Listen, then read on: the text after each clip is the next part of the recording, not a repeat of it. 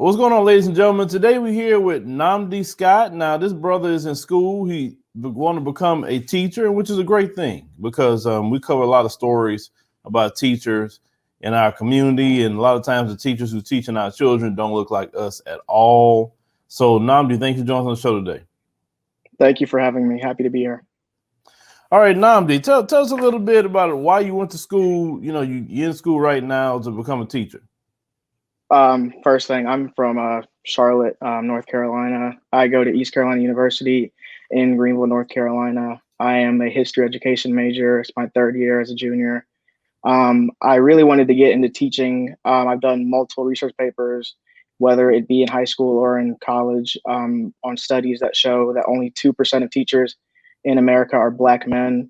And it's a little bit higher for Black women, but I just wanted to get some representation for our community in schools every single year, because we need our children to see people that look just like us in classrooms in order to succeed. Because I've seen personally that teachers that don't look like us kind of give up on our children every single day in classrooms. So why do you think that we don't have enough Black male teachers in America? I mean, you in the classroom right now. How many brothers are in there with you? Not enough.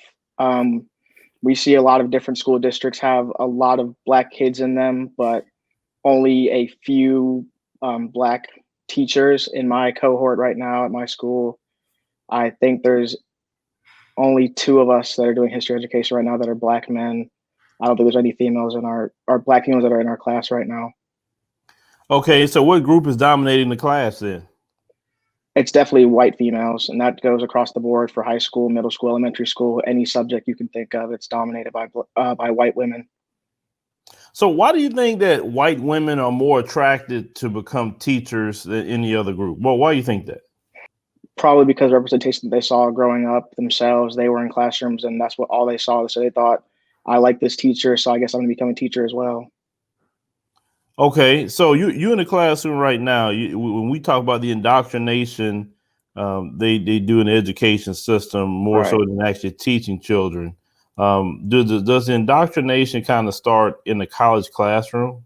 It definitely starts way earlier than that in elementary school. I mean, just the curriculums that we have given to us, they don't really cover our history at all, really. You cover slavery for 10 minutes here, you cover civil rights movement for 10 minutes there, but it's not really an in-depth look at what we've gone through over the past 400 odd years. And that leads to people being misguided, misinformed, miseducated, and we see those effects today in our society. Yeah, let me rephrase that question. You're 100% right about that when we talked about that, but I'm talking about in the college classroom, okay, where they're teaching, students to become teachers. And you say, let's talk about even the issue of Black history. How long do they spend on Black history? Well, in college, there's a lot more courses geared towards that specifically. In high school or whatever, it just really touched on, but in college there's specific courses on it, and even the courses that aren't specified towards Black history, it's touched significantly more than in K through 12 education. Okay, so the other brother you said that's in class with you, have you talked with him? Not specifically about being a Black male in education, but we are friends, you could say. We work together. We're both resident advisors at the school, so I do know him pretty well. Okay, so in the hiring process, have they started talking about with you guys about like being hired as a teacher, and like what do they look for? It's definitely a lot about how much content are your teaching strategies good? How can you engage a classroom? How can you manage a classroom, make sure everyone's on task and make sure everyone's learning? That's the main things that we've touched on as far as hiring practices. Okay, so you graduate within a year or so? A year and a half, yes, spring. Year and a half. Okay, so within a year and a half, what do you plan on trying to look for a teaching job at? I've been in North Carolina for basically my entire life, so Basically anywhere in North Carolina. I'm from Charlotte, so Charlotte probably be my top choice. I go to school in Greenville, North Carolina. That'd probably be my second choice, just in those two areas. Even Greensboro, North Carolina, Durham, Raleigh, just any like the major cities. Okay, and you're gonna try to go to more of a black area to try to teach, or you can go wherever? Well, I would like to go to a black area just to address the issues that we have going on, because we shouldn't have too many white teachers in black areas. Yeah, because I've been told that you have white teachers that live way away from the black community, and they will go get them to drive way to a black area to a school where there's a lot of black people instead of getting a lot of the teachers right there, locally. That's right. So why do you think that keeps happening? Being a teacher really isn't appealing to black men right now. I've read articles showing where black men have done articles saying that when they get into these schools, they're being treated as disciplinarians for black students rather than doing their actual jobs that they're assigned to do. So if a white teacher has an issue with a student in the classroom, they'll call in a black teacher to come deal with that black child instead of dealing with them themselves. Oh, that's interesting. So black men basically aren't being appreciated in those roles. So how you going to make a change on that? Because you'll be a black man going into that system, dealing with children. Well, it starts with appreciating our students as well. We know that they come from very, very diverse backgrounds. Some may be rough, some may be not so rough. Just being able to understand that everyone has issues, in any shape or form, and being able to relate to those students, being a guide, being a mentor, being a leader to them, role model, and just doing my job to the best of my ability to show them that they can succeed. Yeah, because when it comes to black men in particular, there's been so much propaganda against black men that no one wants to respect the authority of black men for the most part, or they undervalue brothers because they just want everything they taught about black men, but they will teach to respect and praise the white woman teacher more so than anything else. How are you looking to go in and make a change on that? Because you're gonna be going uphill in that system. Understanding it's not going to be easy at all. Being a teacher is not easy for anybody, but understanding that I'm going to be at a disadvantage already from the onset, just knowing that I'm tasked with making sure that I send students out into the world being better than when they came in, just providing that leadership that they need, that role model that can, guide them whatever path that they feel is best for them. It's hard. It really, really is, being a teacher, but we need to make sure that our children are given the best possible opportunity to succeed once they leave public education.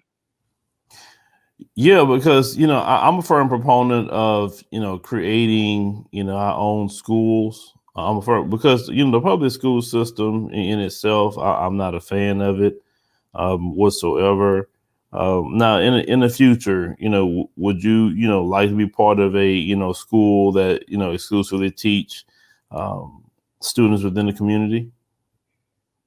I would actually love to. I'm not a huge fan of curriculums that are in North Carolina right now because they don't cover enough, for obvious reasons. But being able to teach the way I want to teach, being able to teach what I want to teach that will benefit our children is something that I would really be looking forward to in the future.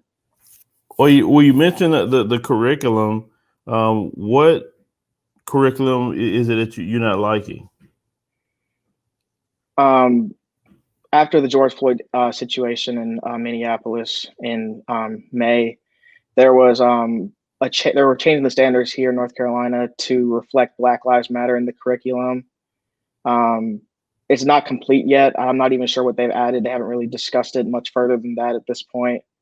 But just we don't talk about any of the Tulsa massacre or Jim Crow laws or any of the important things that we should know in our community that can kind of help us understand why we are in the position that we're in right now.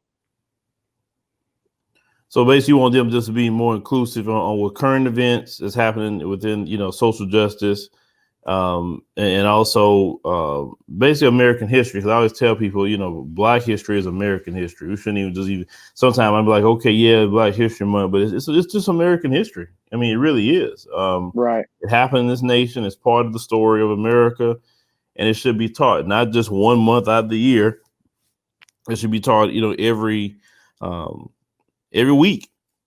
No different than you lying about what these colonizers have done. Because these school systems, they lie all the time. Like they're still selling that lie to students that Christopher Columbus actually landed here in what we call America, in which he didn't even land here. But yet they still selling that lie. I mean, so this is the thing. When you go against the grain and tell the truth, are you prepared to deal with that backlash as well? I am not going into a classroom to lie to students at all. That's not what I plan to do. That's not what I will do. I will go in there teaching our history. And if I get fired for that, I get fired for that. But I can't continue on the cycle of lies and misinformation. Yeah, because it's interesting that these companies on social media and all these different places talking about disinformation and don't be they talk about fake news and all these things like that, right? And then when classroom, that's the biggest misinformation place ever. They distort the facts, they lie. Like when I started learning things on my own, I was just like, I feel like I wasted years of my life going to school, because I felt like all they did was just give me just a little bit. They lied to me, and I felt like robbed. You know how somebody lies to you, and they basically deceived us. Basically, that's deception. Absolutely. And just make you upset. That's why I say, what's the point of going to public school trying to learn history, especially history? If anything, history. They shouldn't even teach history, because all they're going to do is lie, and it has a white supremacist slant on it. It's meant to indoctrinate all people, not just Black people, but all people into white supremacy. And I remember even asking who I asked that question to, Jane Elliott too. I asked her that question. She said the same thing. Yes, a school system is meant to indoctrinate everybody into white supremacy. So, how would you break that cycle? Because history is one of the ways they do it.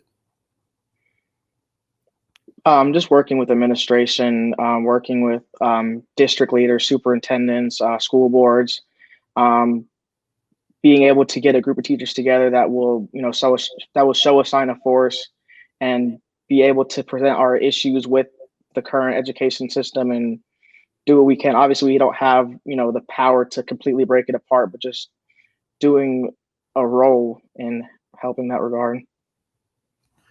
All right. So young brother, tell people, like I said, if they have any questions for you, how can they find you? I do have a LinkedIn page. Just my information about like my education, jobs that I've had in the past, different roles that I've done, volunteering. So you can find me there. Okay. All right. So ladies and gentlemen, like I say, if you have any questions for the young brother, make sure to ask him. Say he's in school right now. He's in the belly of the beast, seeing how they teaching students. So you say maybe you have some questions. Maybe you want to go into that, because some of you brothers may say, I want to teach the kids. So brother, thank you for joining us on the show today. We greatly appreciate it. Thank you so much for having me.